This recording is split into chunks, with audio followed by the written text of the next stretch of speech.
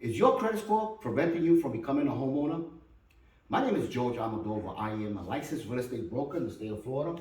I am also the author of the No BS in Making Millions in Real Estate. And today's topic is actually in this book that I've written a couple of years ago, many years ago, in page 55.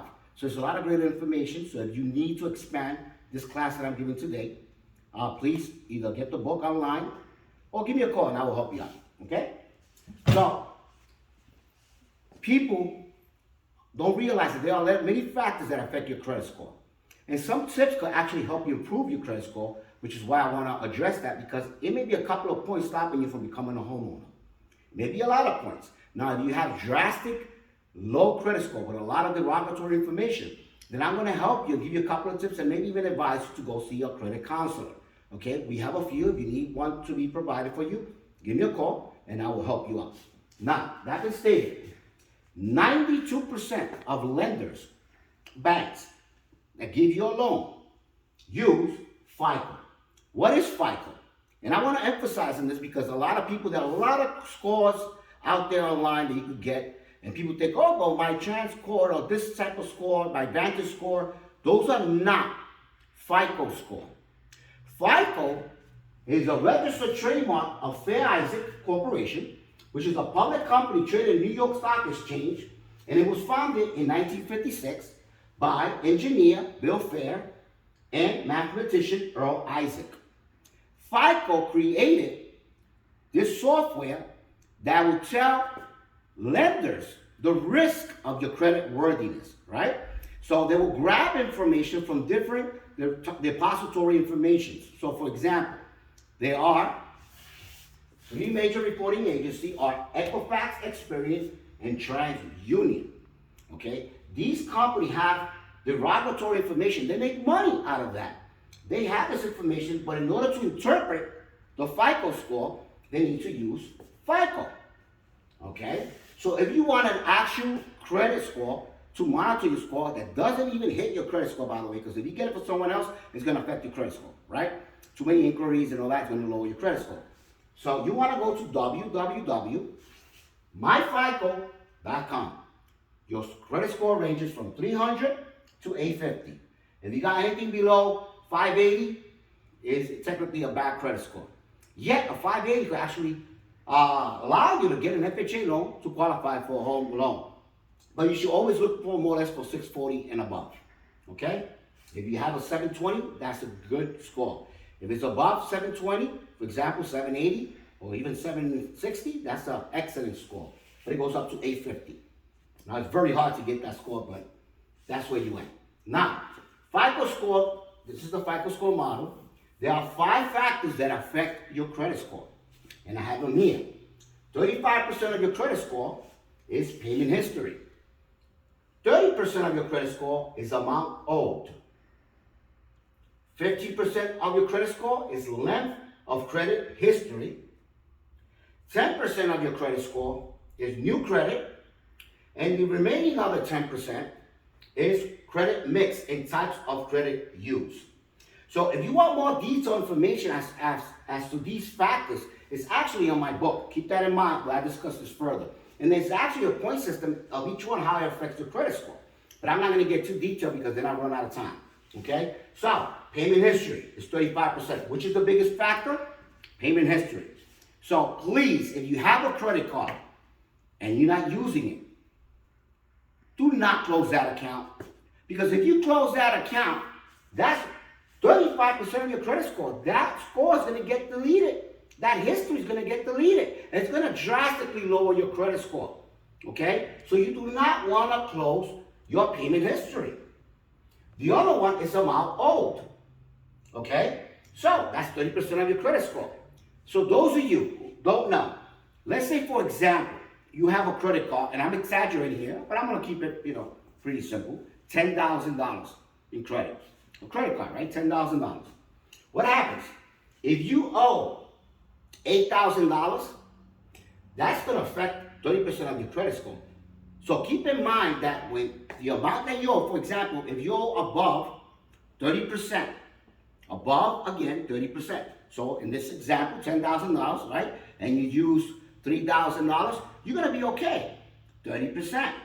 But when you start going over 30, 35%, your score starts dropping because you seem as your higher credit risk. Okay? So keep your credit or total available credit below 30% because it will affect your credit score. 30%.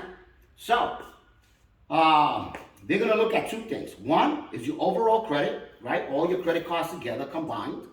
And they're also going to look at each individual account, which is why sometimes you may have a card here. For example, you got a $1,000 credit card here, and you got a $10,000 credit card here, and here you only owe $2,000, 20%. But on a $1,000 credit card, you tend to use more because it's $1,000, and you happen to owe, let's say, $800. You are 80% debt to income ratio or credit available ratio, right? So basically, what you want to do is, what you should do is, if you don't have the money to pay it down to below 30%, then you should maybe grab from this credit, transfer over, and pay down that debt because that's going to affect you a lot more. It's not going to harm you as much on this one because this one is, right, it's $10,000. You feel me? So $10,000, and if you only owe $2,000, I'm sorry, you have 20%. So keep that in mind. So if you borrowed $500, for example, okay, it's not going to hurt you that much because you're still going to be in that ratio of 25%. Versus here, it's going to drastically change it because here you owe $800 and you borrow $500 and pay $500. You're going to go below that threshold, which is 30%. I hope that makes sense, okay? So you want to keep all your credit cards below 30% of overall utilization ratio, okay? I hope you get that. If you have any questions, feel free to reach out to me. So another one is length of credit history. Again, if you have a credit card that's been open for 10 years, and because maybe the bank is charging you a membership fee, annually membership, and you're not using it, you feel like, I'm not using it, I don't need it, they charge me too much, I want to close it down. That's the length of credit history. It's also going to affect your credit score by 15%. So you're talking about 35%, your payment history will disappear, and you're also going to cut down on your length of credit history. So it's definitely going to affect the score. Do not close the account, okay? I'd rather keep that account open, all right? And basically, it's going to help me, right? Your credit reporting history, so you want to keep it there. I'm thinking, you see me kind of maybe stuttering a little because I'm thinking, and this is what I'm thinking about. Now, if you close the account, you lose the payment history, you also have the length of credit history gone, right? There also is such a thing that when you have a card that is inactive, listen to me very carefully. You have a credit card you haven't used for over 3 months, it goes in inactive account, okay? Credit mix type or credit use is not being used. That's going to affect your score 10% as well. So if you have a credit card that you haven't used, let's say like in 4 months, go get gas, right? And basically use it and then just pay what you owe later on, but at least you're building credit. Another thing I want to mention is if you have a card that you have a balance on and you're only making minimum payments, right? $15, $25, usually it's $25 minimum payments. If you're only making $25, the system knows that you're only making minimum payments and that they see it as what's going on as a risk. The formula knows that you make a minimum payment which makes you a higher risk. Does that make sense? So always pay above the minimum payment. However, if you have credit cards that you're not using, I said it before, right? Or you use it for gas, it helps to keep some balance there. Remember, they want to make money, okay? These three agencies want to make money. They want to make money. So my point to you is, if you have a car, you owe $1,000, pay it down, right? Keep it below 30%. But also, keep something always there.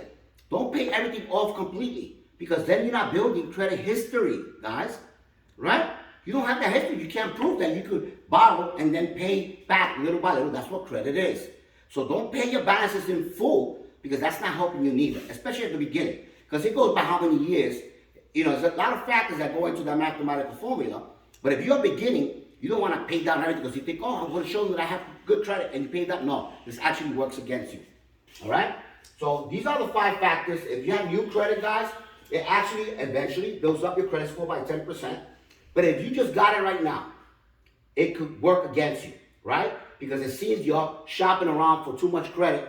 Maybe you are in danger. Maybe something's going on with you. You demand a lot of money, so that goes or works against you. So you got to be careful with this one, new credit. So, and also there's what's called inquiries. X amount of inquiries is going to affect, right? Within a short period of time, it's going to affect your credit score as well. So if you have too many inquiries, right, you're inquiring for credit, that's going to negatively impact your score. So keep that in mind. So remember, I just gave you a couple of tips and I'm going to expand a little more, which is, if you have any derogatory information, there's many factors, and I speak about that in my book. For example, you could pay for deletion. Now, it has to be in writing. If you have a derogatory information you want removed from your credit report, you have to have it in writing, because if you don't have it in writing, they'll tell you, yes, I'll delete it. They'll delete it, and then what happens is you lose history, or you still have the negative information or derogatory information on your credit score. You want to get rid of that. Also, sometimes, if you just one time was late for 30 days, just one time you went over the 30 days, then you will actually call them up or call the lender, right, or the creditor, and they will actually help you and delete, without actually doing a painful deletion. Okay, so there are many factors as well as inquiry. On my book, I speak about Equifax, Experian, TransUnion. There's actually letters here that will help you get those derogatory information deleted. So it's there as well. Now, if you have information, derogatory information that is on your credit FICO score and report, let me give you an example. You are for collections, okay? A lot of times these companies, they sell their debt to a third party, okay? And it happened many times, and what happens is there's no contract. That's why they changed the contract, from back then to now. But still, you had no agreement or no contractual agreement with that third party. Does that make sense? They are buying that debt for pennies on the dollar.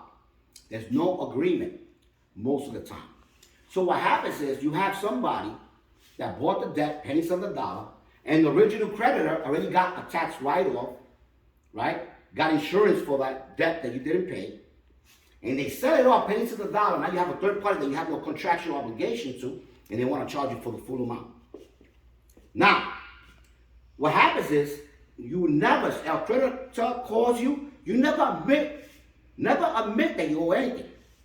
You should say, allegedly, I owe how much?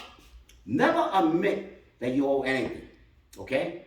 I mean, you should consult with an attorney if you have to, because some of the debts could be large, and I'm going to get to a certain point. It's a third party, you do not owe that person. And if you think you're going to start making a payment plan that you can't even commit to, that's going to affect you more, because it starts that statute of limitations again. Every debt has a statute of limitation. Some states are 5, some states are 7. So during that time, if it exceeds that statute of limitation, you're basically clear on a lot of these creditors, okay? So you do not want to allege on that debt, say, yeah, I owe that debt. No, you want to say, allegedly, I owe how much? Now, this is very important, because it is a third-party collector, and you don't have a contractual obligation to them. What they do, the system is rigged, I'm going to be honest. So what happens is, they go to court and they file a subpoena or judgment against you, right? Now, you have 21 days to answer. If you cannot hire an attorney or a credit restoration company, and you actually got served, you have to respond. You should respond, especially if the debt is large, because a lot of times that can get dismissed if you simply show up in court and basically dispute those charges, whether because it's a third party, maybe they didn't report it correctly, maybe the statute of limitations are up, in that case they can't collect. So there are many factors. This is why a professional knows how to fight that and get it removed. This is why you should speak to a credit counsel or credit restoration company. However, even though they can't collect, they abuse the system, because a lot of times they know you're going through hardship. Maybe you're going through divorce and you can't deal with that. Or you are under stress because you have medical issues. A lot of stuff is going on. Well, what happens is they bet that you will not answer within 21 days. And if you do not answer, what happens is you get a judgment against you, because you lose by default. Although you could have won if you presented yourself and fought with a statute of limitation, third party, but they are banking that you are not going to fight or present yourself, and the judge is not going to look out for you. That's not his job, okay? They're going to hear the case, you're not going to defend yourself, and they're going to rule against you. Now you actually have a judgment. Now, depending on your income, you could probably get away of certain things, but if you don't, they're going to charge you, okay? And you're going to owe that. you're going to owe that amount. Sorry. Is that us? So, another thing I want to address is, again, we spoke about 21 days when you get served, you want to respond to it because you may have a shot. Don't wait till you actually are charged, okay, or lose by default, because now they're actually going to come after you no matter how long, and it's going to start the process all over again. This is why you should hire a professional, okay? What are the factors? Remember the 30% I mentioned, don't exceed 30%. If you have a car they haven't used in 3 or 4 months, you want to do what? At least use it for, get gas, right? So that way it's being used, okay? Because you don't want to become inactive. And be careful, because sometimes the credit cards as well, the company, the lender, if you have not used the credit card in a while, right? What they happen, they could also come and close the account, okay? Now if they do that, you just lost your payment history, and all these good things is going to work now against you, okay?